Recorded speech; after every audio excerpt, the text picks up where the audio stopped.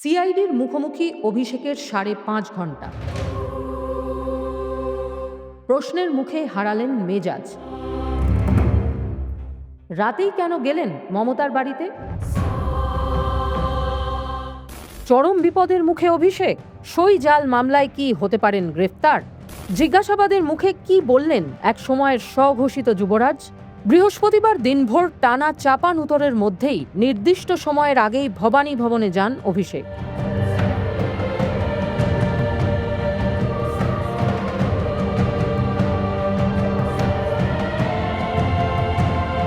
শুরু হয় সই জাল মামলার তদন্ত। সূত্রের খবর, টানা ৫.৫ ঘন্টা জিজ্ঞাসাবাদ করেন তদন্তকারীরা। প্রশ্ন পর্ব চলাকালীন একাধিকবার মেজাজ হারান অভিষেক। রেজলিউশন বুক সংক্রান্ত প্রশ্নের সদুত্তর দিতে পারেননি। সই জালিয়াতি নিয়ে প্রশ্নের উত্তরও দিতে পারেননি। সংবাদ প্রতিদিন .in আপনারা সরাসরি দেখতে পাচ্ছেন প্রায় ৫.৫ ঘন্টার জেরার পর ভবানী ভবন থেকে বেরোচ্ছেন অভিষেক বন্দ্যোপাধ্যায়। কয়েক মুহূর্ত আগে, কয়েক সেকেন্ড আগেই আমাদের সামনে থেকেই কিন্তু বেরিয়ে গেলেন এডিজি সিআইডি সুপ্রতিম সরকার, এবং তারপরই দেখতে পাচ্ছেন বেরিয়ে আসছে ভবানী ভবন থেকে বেরিয়ে আসছে অভিষেক বন্দ্যোপাধ্যায়ের গাড়ি। আপনাদের আরও একবার জানিয়ে রাখবো, কলকাতা হাইকোর্টের নির্দেশে আজ সন্ধ্যে বিকেল ৬টার মধ্যে কিন্তু এখানে উপস্থিত হওয়ার কথা ছিল অভিষেক বন্দ্যোপাধ্যায়, এবং সেই নির্দেশ মেনে ৬:১০ নাগাদ তিনি প্রবেশ করেন ভবানী ভবনে, এবং দীর্ঘ প্রায় ৫.৫ ঘন্টা জেরার শেষে কিন্তু ভবানী ভবন থেকে বেরিয়ে আসছে অভিষেক বন্দ্যোপাধ্যায়ের গাড়ি।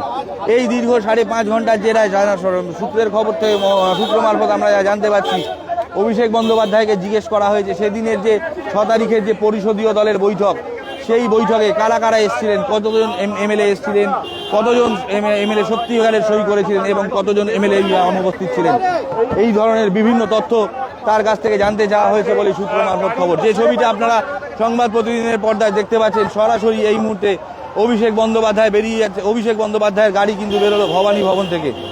কিছুক্ষণ আগেই কিন্তু এখানে অভিষেক বন্দ্যোপাধ্যায় সমর্থনে ভবানী ভবনের সামনে জড়ো হয়েছিলেন বেশ কিছু তৃণমূল কর্মী সমর্থক।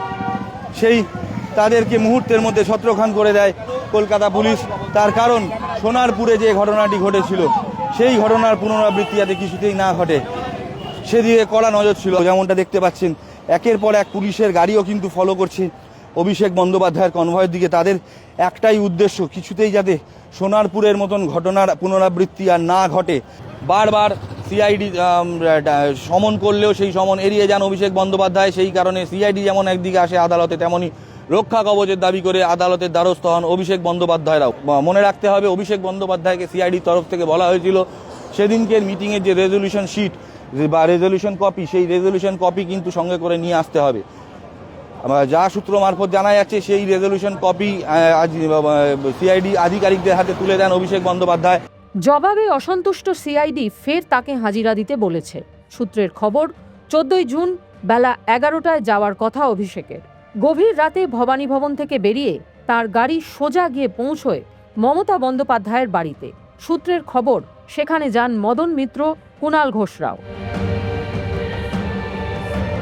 এটা বহুদিন ধরেই শুনছি, বঙ্গবাসী অপেক্ষা করছে, এবং এত কিছু করার বলার পরে, এত স্ক্যাম করাপশনের মধ্যমণি হওয়া সত্ত্বেও তার এখনো কেন জেল যাত্রা হচ্ছে না, এটাই প্রশ্ন পশ্চিমবাংলার 10 কোটি মানুষের।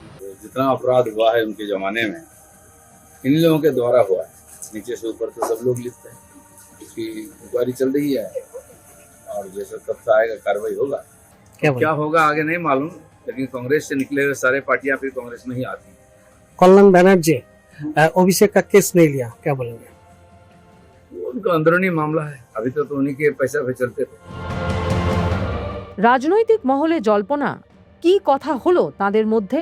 রাজনৈতিক বিশেষজ্ঞদের মতে, স্বাভাবিকভাবেই তদন্ত সংক্রান্ত আলোচনা, বর্তমান পরিস্থিতিতে কি করবে দল তা নিয়েও কথা হয়। রাত প্রায় ২:৩০ নাগাদ নিজের বাড়িতে যান অভিষেক বন্দ্যোপাধ্যায়। আমরা যা দেখলাম, ৬:১০ নাগাদ কিন্তু কালীঘাটের বাড়ি থেকে এই ভবানী ভবনে ঢুকেছিল কালো রঙের অভিষেক বন্দ্যোপাধ্যায়ের গাড়ি, যা দীর্ঘ ৫.৫ ঘন্টারও বেশি সময় পর কিন্তু কিছুক্ষণ আগে বেরিয়ে এলো ভবানী ভবন থেকে। যেই ছবি আপনারা সরাসরি দেখলেন সংবাদ প্রতিদিন .in পর্দায়। আপাতত ভবানী ভবন থেকে ক্যামেরায় শুভজিৎ ও ত্রিদীপের সঙ্গে আমি সোমনাথ, সংবাদ প্রতিদিন .in। ফলো করুন সংবাদ প্রতিদিন ডিজিটাল।